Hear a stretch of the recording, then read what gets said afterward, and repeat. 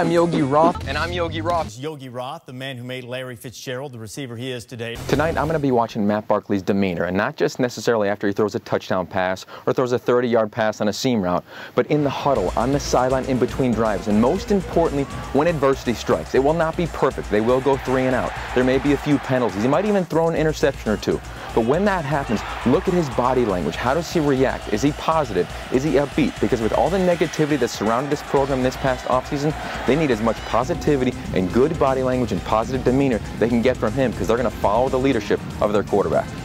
Andy Dalton out of TCU is one of the most underrated quarterbacks in the country. Not only does he lead all active quarterbacks with the most wins in college football, but he also has an intangible that Bill Walsh used when describing great quarterbacks.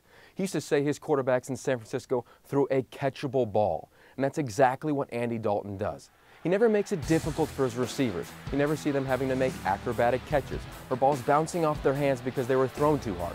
Andy Dalton understands accuracy, ball placement, and he gives his receivers the ability and capability to make plays after the catch. This weekend he's playing Baylor, and probably the most athletic defense he'll see throughout this entire season. He's going to have to make plays with his legs, with his arm, but he'll do it while proving that he knows how to throw a catchable ball and should be in the discussion for one of the top quarterbacks in the class of 2010. It's not the size or the speed of Michigan's defense that Dane Christ has to worry about, but it's their alignment. They utilize a 3-3-5 defensive scheme. That's 3 defensive linemen, 3 linebackers, and 5 guys in the secondary. And they will blitz a variety of Notre Dame formations. But it's when they drop 8 guys in the coverage that Christ has to be aware. The passing lanes will be smaller. Those windows will not be as wide as he's used to. And he needs to anticipate every one of his throws during his progression for him to have success on Saturday. If not, it might be some struggling for that Notre Dame offense. And if you know Cal football, you know they're going to run the football extremely well. Over the years, they've done so, but no one has been as versatile as Shane Vereen. He can run in between the tackles. He can take the toss sweep. He can even line up at wide receiver and catch the football. And today, you'll see him in the Wildcat. He might even throw a pass. Austin Arnaud. Well, he's the most improved player on Iowa State's entire roster. From last year to this year, his footwork has improved immensely. He's more accurate with the football. He's much better running in between the tackles. But most importantly, his demeanor in the pocket and in the sideline is off the charts, and last week was a great example. He threw 2 interceptions in the third quarter against Nebraska, could have hung his head, and last year would have thrown a few more interceptions. Instead, he remained confident, led his team to come back, and gave him a chance to win the game in overtime. Now, great players can make a variety of throws, but it's the special players who have an uncanny command and play instinctively, and that's exactly what Andrew Luck does. Whether he's throwing the ball all over the field or when he decides to tuck it and run, he is a spectacular player. Right now, his command of this offense under Jim Harbaugh is better than any quarterback in the land. Jacquizz Rodgers. He threw a touchdown pass last year against UCLA. His second one, he lines up in the Wildcat, a simple fake. Tight end wide open on the corner route.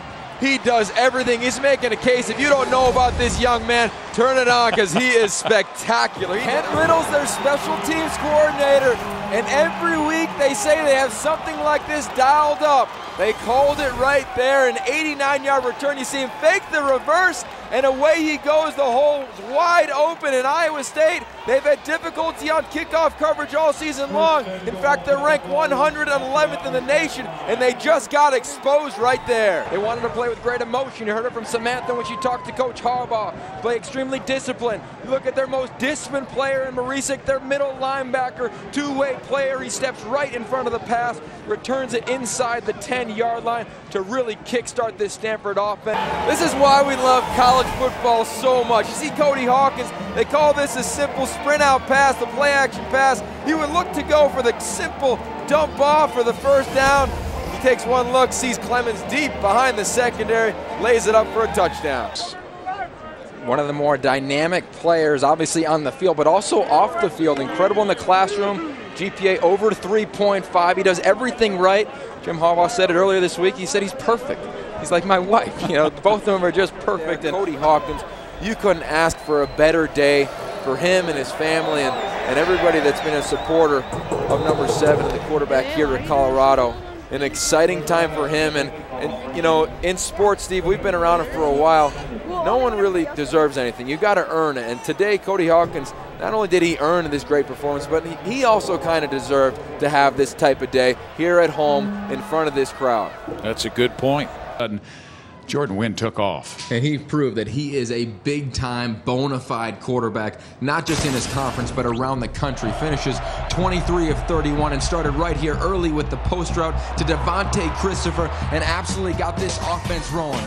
Came back and he simply dumped the ball down, checked it to his second and third receiver, and finally eventually came back to his favorite target in Jeremy Brooks. But he proved tonight that his poise and his accuracy can lead this team throughout his entire season. Denard Robinson, a young quarterback obviously at Michigan, but right now he's playing so instinctive that I would look out if I was that Irish defense. The offense is very simple for him. He reads the defensive end when it's a run play. He either hands it to the running back or he keeps it. And in that spread offense, he's been able to make simple, quick decisions, whether it's a quick slant, a seam route, or tucking it and running it. And it's allowing him to play very fast because he's so instinctive right now as a quarterback. Well, Robert Bolden, I got to see him last year at the Elite 11 finals in Southern California, and he didn't have the biggest arm, wasn't the biggest athlete, but what he did have was an uncommon work ethic. Every night he'd be with the Elite 11 staff, watching film, taking notes, asking questions. So it may be a shock to some people in Happy Valley or around the country that a true freshman is going to be under center for Penn State, but I guarantee you to Robert Bolden, it's not a surprise. And there you have it. The 2009 Elite 11 quarterback competition comes to an end. And the top quarterbacks in all of America came here and gave it their best. Well, now the search begins for the 2010 Elite 11 quarterbacks. So for ESPN and the Elite 11 quarterback competition, I'm Yogi Roth. See you next year.